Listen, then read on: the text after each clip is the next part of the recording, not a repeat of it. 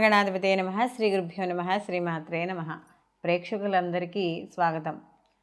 2024-25 సంవత్సరం యొక్క మనం ఫలితాలను తెలుసుకుందాం. ద్వాదశ రాశులవి అయితే మరి మామూలుగా ప్రామాణికంగా చూసుకుంటే ఉగాది మనకి ఈ సంవత్సరాదిగా మనం చేసుకుంటాం. అయితే కొంతమంది 24-25 అంటే ఈ ఆంగ్ల నూతన సంవత్సరానికి సంబంధించిన ఫలితాలు కూడా తెలుసుకోవాలని కొంతమంది ప్రేక్షకులకు ఆసక్తి ఎక్కువగా ఉంటుంది. అలాంటి వారి కోసం ఈ 2024-25 సంవత్సర ఫలితాలు ఇవి నవగ్రహ సంచారాలను అనుసరించి తీసుకోవడం అనేది మామూలుగా జరుగుతుంది మనకి.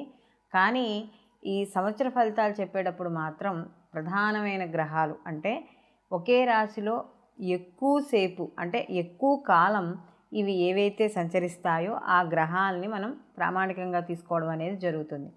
అందులో వాటిలో ఎక్కువ కాలం ఒకే రాశిలో ప్రయాణం చేసేవి ఏమిటి? శని భగవానుడు, అలాగే గురువు, రాహుకేతువులు. ఈ 4 గ్రహాలని ఆధారంగా చేసుకుని 2024-25 మనం సంవత్సరానికి సంబంధించిన ఫలితాలు తెలుసుకుందాం. వృషభ రాశి వారికి కానీ ఈ 2024 సంవత్సరం సంబంధించిన శుభ ఫలితాలు కానీ తెలుసుకుంటే ఇక్కడ మనం ముందుగానే చెప్పుకున్నాం. ప్రధానంగా మనం 4 గ్రహాలను పరిగణనలోకి తీసుకోవడం, ఆ 4 గ్రహాల యొక్క సంచారాన్ని అనుసరించి మనం ఇక్కడ శుభాశుభ ఫలితాలు తెలుసుకోవడం అనేది జరుగుతుంది. అయితే ఇక్కడ వీళ్ళకి గత కొంతకాలంగా ఏదైతే వ్యయ స్థానంలో రాహు ఇబ్బంది పెడుతున్నాడో దాని నుండి వీళ్ళకి 2024 సంవత్సరం నుండి కాస్త దాని నుండి వీళ్ళకి కొద్దిగా ఊరట లభించడం అనేది జరుగుతుంది. ఎందుకంటే రాహు వ్యయస్థానం నుండి లాభస్థానంలోకి సంచారం, అలాగే గురువు కూడా వీళ్ళకి ఏప్రిల్ వరకు వీళ్ళకి వ్యయంలో ఉండి తదనంతరం జన్మలోకి సంచారం చేయడం అనేది జరుగుతుంది. అలాగే రాహు కూడా ఇక్కడ పంచమ స్థానంలో సంచారము కొంత వీళ్ళకి గత సంవత్సరంతో పోలిస్తే ఈ సంవత్సరం వృషభ రాశి వారికి అనుకూలమైన ఫలితాలే ఎక్కువగా గోచరించడం అనేది జరుగుతోంది. అలాగే వీళ్ళకి లాభస్థానంలో ఈ రాహు యొక్క సంచారం వల్ల సంవత్సరం అంతా కూడా వీళ్ళకి శుభ ఫలితాలే ఎక్కువగా ఉంటాయి. అయితే ముఖ్యంగా వీళ్ళకి గురుస్థానంలో ఉన్నాడు, అందులో లాభస్థానంలో ఉన్నాడు కాబట్టి వీళ్ళకి తప్పకుండా వీళ్ళకి ఏదైతే ఇప్పటి వరకు ఏవైతే వాళ్ళకు కోరికలు ఉన్నాయో, లేకపోతే ఏవైతే వ్యాపారపరంగా కావచ్చు, వృత్తిపరంగా కావచ్చు, ఉద్యోగపరంగా కావచ్చు, ఏవైతే లాభాలు పొందాలని అనుకుంటున్నారో అవన్నీ కూడా ఈ సంవత్సరం పొందడం అనేది జరుగుతుంది. అయితే ఇక్కడ రాహు విషయానికి వచ్చినప్పుడు మనకి కొద్దిగా ఈయన మాయాజాలకుడు, కొద్దిగా అంటే అధర్మానికి కొద్దిగా పెద్దపీట వేసేవాడు కాబట్టి కొంత వ్యాపారపరంగా మధ్య మధ్యలో ఈ జిమ్మిక్కులు లేకపోతే ఏవో కాస్త చిన్న చిన్న తప్పులు జరిగి వాటి ద్వారా లాభాలు పొందడం అనేది కూడా జరుగుతుంది. అంటే ఖచ్చితంగా చెప్పాలంటే అన్యాయంగా వచ్చే ధనార్జన అనేది ఎక్కువగా ఉంటుంది.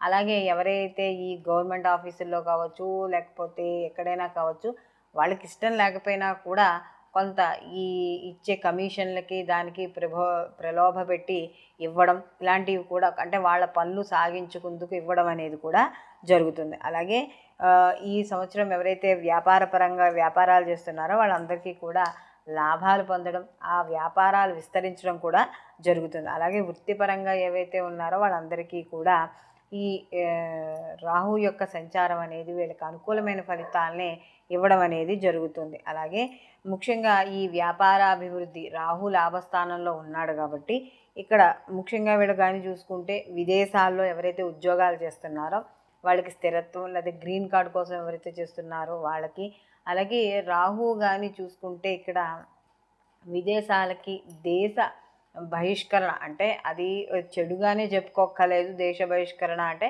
లేదా దేశాంతటంగా తిరగడానికి ఇలాంటి వాళ్ళు ఎవరైతే ఉన్నారో వాళ్ళందరికీ కూడా అనుకూలంగా ఉంటుంది.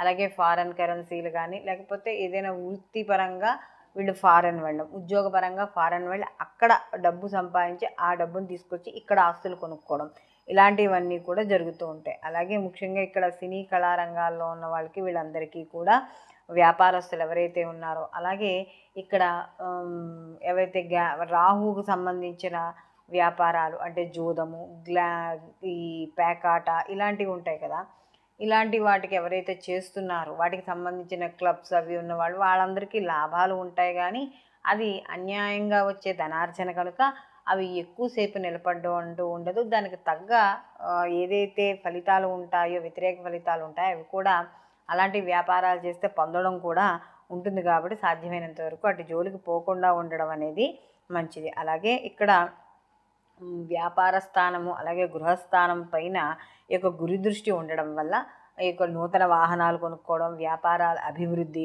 అలాగే తల్లి ఆరోగ్యంలో మంచి మార్పు రావడం, అలాగే ముఖ్యంగా భూములు, స్థలాలు ఇలాంటివి కొనే అవకాశం అనేది ఎక్కువగా కనబడుతోంది.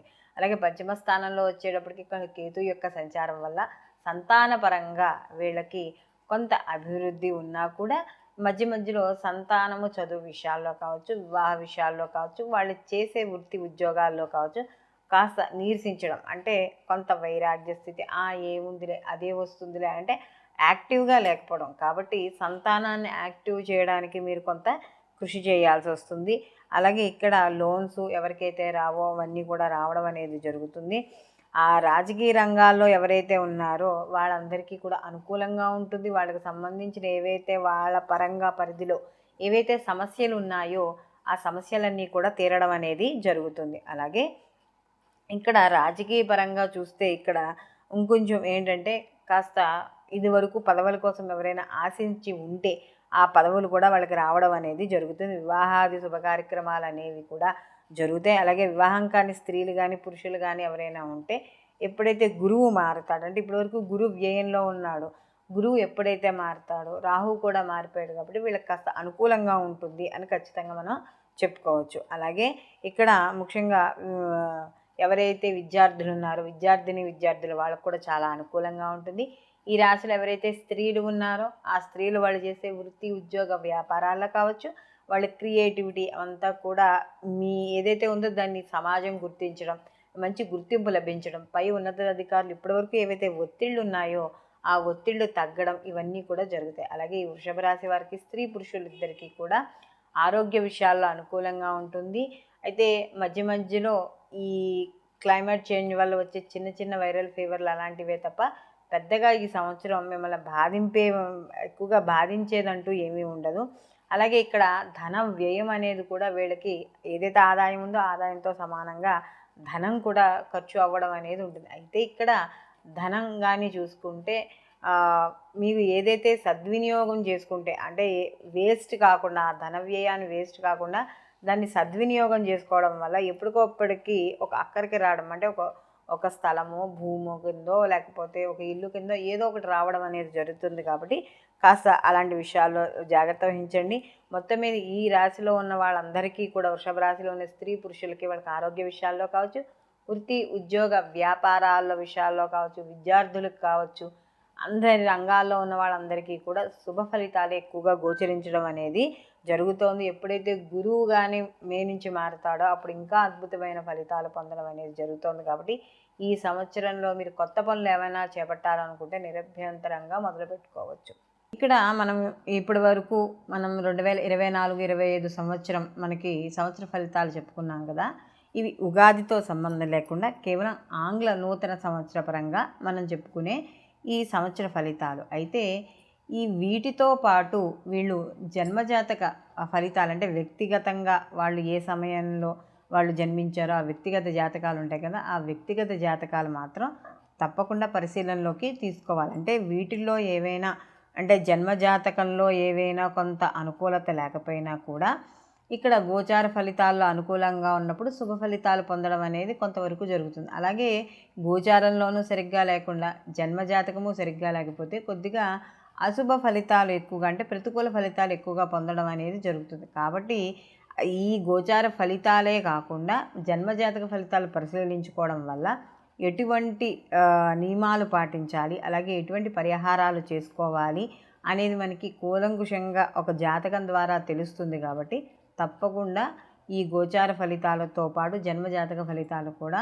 తప్పకుండా ఒక దైవజ్ఞుడి దగ్గరికి వెళ్ళి మీరు మీ జాతకాలను పరిశీలించుకోవాల్సి ఉంటుంది. సర్వే జన సుఖినో భవంతు. లోకా సంస్థ సుఖినో భవంతు.